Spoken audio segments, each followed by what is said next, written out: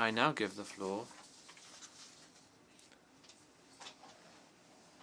to His Excellency the Foreign Affairs Minister from Brunei Darussalam.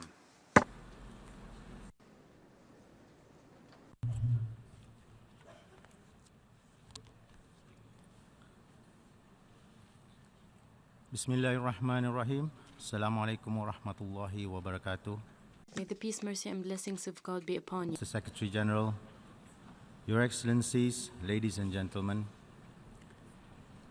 it is with great honor and privilege to be here today and to convey the warm greetings of His Majesty the Sultan and Yang di-Pertuan of Brunei Darussalam to all of you. My congratulations to Her Excellency Maria Fernanda Espinosa Garces and the people of Ecuador on assuming the presidency of this 73rd session of the General Assembly. My appreciation also to Secretary General Antonio Guterres on his hard work in serving the international community, and also not to forget his staffs who are continuously serving us throughout the year, not just on a Saturday afternoon. I would also like to take this opportunity to join others in expressing our condolences to the family of the late Secretary General Kofi Annan, whose remarkable service to this organization and many valuable contributions to advancing global peace, humanity, and development serves as an inspiration to us all. Madam President, we are currently living in a world with ever-increasing geopolitical and geo-economic uncertainty. The foundations and principles of the international order that usually guides our expectations are in some cases being questioned, whilst in others being ignored. For a small country like Brunei Darussalam, such unpredictability can be very daunting and runs counter to regional and international efforts in building peaceful, equitable, and sustainable societies. In order for us to achieve our goals of maintaining peace, promoting prosperity, and sustainable development, we greatly depend upon the consistency and stability underpinned by our adherence to the international obligations and rule of law.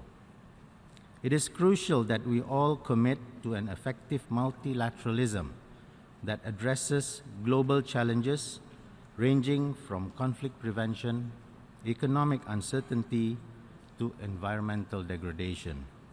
In doing so, we have to work together in ensuring the relevance of the UN to all. And everybody needs to play their part in honoring the international frameworks and agreements that we have worked so hard to achieve together.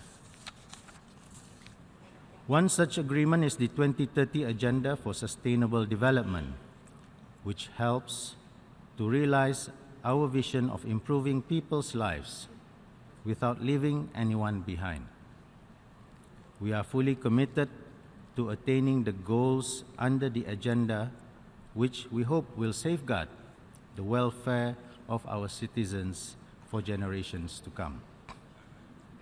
In all our efforts to achieve the Sustainable Development Goals, it is imperative to understand and respect the right of each country to choose its own developmental path, including adopting legislations that are suitable to its own national circumstances.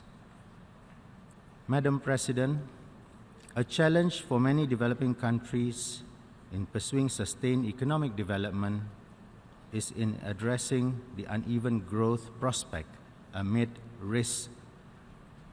many risks, including volatility in energy prices. Brunei Darussalam is no exception to this. To address this, we are concentrating on diversifying our economy. Underlying these efforts are our commitment to free trade and the rule-based multilateral trading system, and its benefit by all is critical, especially during these times of increasing trade tensions.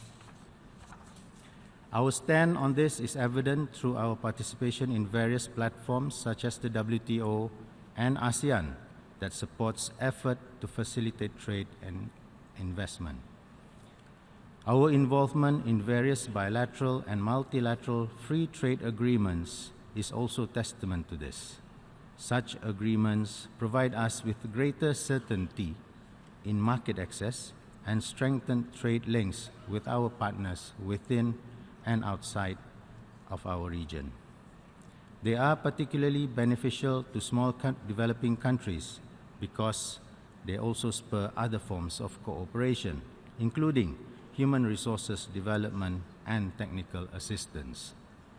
All of these are vital as we prepare ourselves to take advantage of the potential opportunities brought about by the Fourth Industrial Revolution. That being said, we also need to remain mindful that efforts in increasing economic growth should be aligned with our shared responsibilities in ensuring a safe and healthy environment for our future.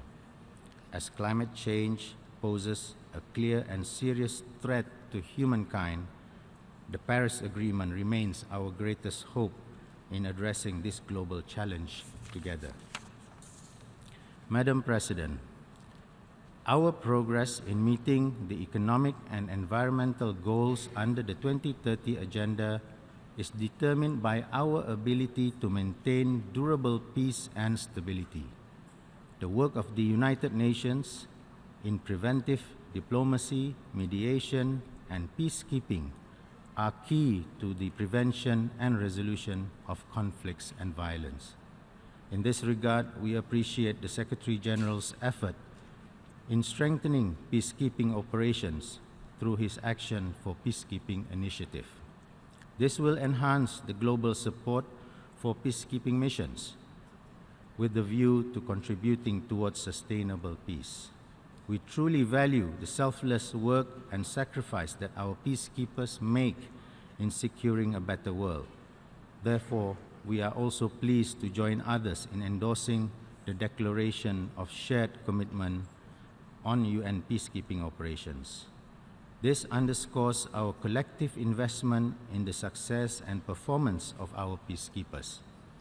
Lastly, in building a more peaceful, equitable, and sustainable world, it is important that the UN continues to promote the rule of law. On this note, we are particularly concerned with the unresolved question of Palestine. For more than half a century, Palestinians are denied peace, justice, and freedom. In solidarity with the Palestinian people, we strongly condemn actions and measures that blatantly violate their rights and dignity. These violations are against international law, including the UN Charter. Like many countries, we have been alarmed by the developments in Jerusalem and the continued violence in the occupied Palestinian territory. We remain firm in supporting the call to protect the Palestinian population, as well as the creation of a fully independent Palestinian state with East Jerusalem as its capital. It is Brunei Darussalam's greatest hope for Palestine that all member states of the UN and other organizations would work together to realize the vision of a two-state solution in full conformity with international law, the UN Charter, and all relevant UN resolutions. Madam President, our unwavering commitment to international norms and multilateral partnership is central to advancing our mutual aspirations of living together in peace and harmony. A significant part of this commitment is our continued support to the United Nations. For more than 70 years, the UN has been the epicenter of our rule-based multilateral system, where its work, from advocating values of mutual respect to promoting development, has made an impact on people all over the globe. And in spite of this, it still faces its fair share of criticism. The United Nations may not be perfect, but it is the best hope that we have to achieve a future that we want together. As the late Kofi Annan once said, we need to keep hope alive and strive to do better. So on our part, Brunei Darussalam will continue to be a reliable partner and a friend to all for the betterment of the United Nations and the world at large. I thank you, Madam President.